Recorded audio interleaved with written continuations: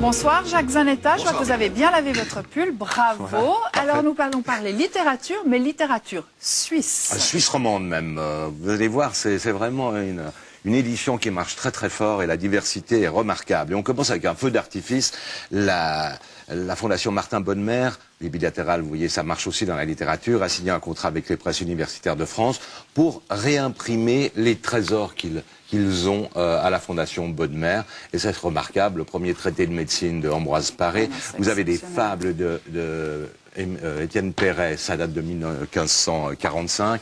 Donc tout est dans le document original. Et là, j'ai beaucoup de tendresse pour ce Joseph Laporte qui raconte son voyage en Égypte et en Syrie. C'est lui qui a fait les campagnes de Napoléon. C'était un petit soldat. Il dessine lui-même les cartes. C'est tout à fait remarquable. C'est magnifique. Et Ramus Stravinsky, ça c'est l'histoire d'une amitié. Noces et autres histoires russes.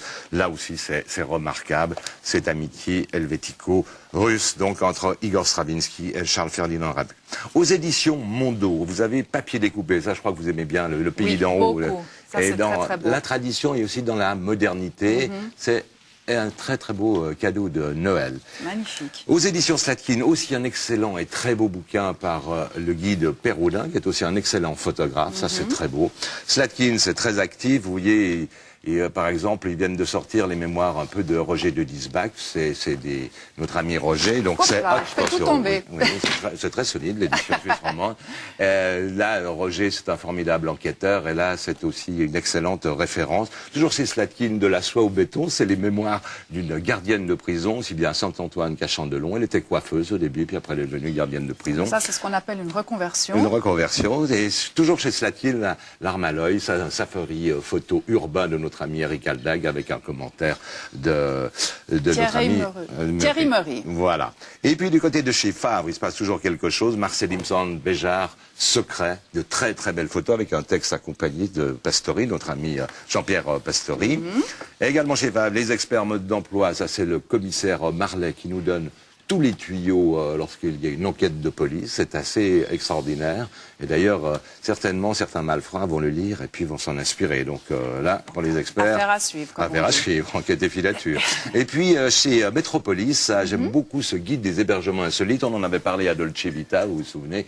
On peut vivre dans un phare, dans une grue, même dans un fortin militaire.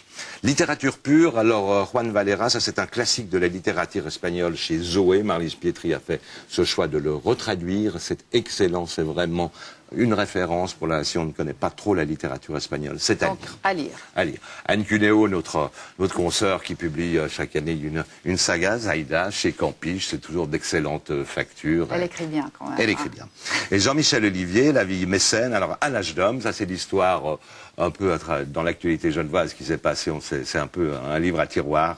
Derrière ce profil, certains noms. Il y a un jeu de devinettes, un banquier. Je suis sûr que vous les avez tous retrouvés. Pas tous. Ouais, je suis sûr. Genève toujours avec dans la collection Archives vivantes chez Carbedita, qui fête cette année ses 20 ans, l'histoire de l'extrême droite genevoise. C'est à regarder, c'est un excellent travail, voilà, sans commentaire. Et puis là, aux éditions de l'Eb, un roman sur la vieillesse. Vous savez que la vieillesse, c'est un naufrage, surtout quand il y a encore la maladie d'Alzheimer par-dessus. Et là, c'est un très très beau roman de, j'avais plus son nom, de Claude Loisior. Voilà. Et puis dans la série Infolio, l'éditeur Infolio qui est plutôt spécialisé dans les livres d'architecture, la collection Illico, c'est des petits livres de poche d'intérêt général et c'est remarquablement bien fait. Et on termine ce feu d'artifice avec Bain public de Emmanuel Del Piane aux éditions Jet d'encre, c'est au Locle et c'est 17 nouvelles, superbes avec des petites photos. Ça vous a plu? Ça m'a plu. Merci beaucoup Jacques, en tout cas il y a de quoi lire. Il y a de quoi lire, il y a de très beaux livres. Très beaux livres, merci. Voilà.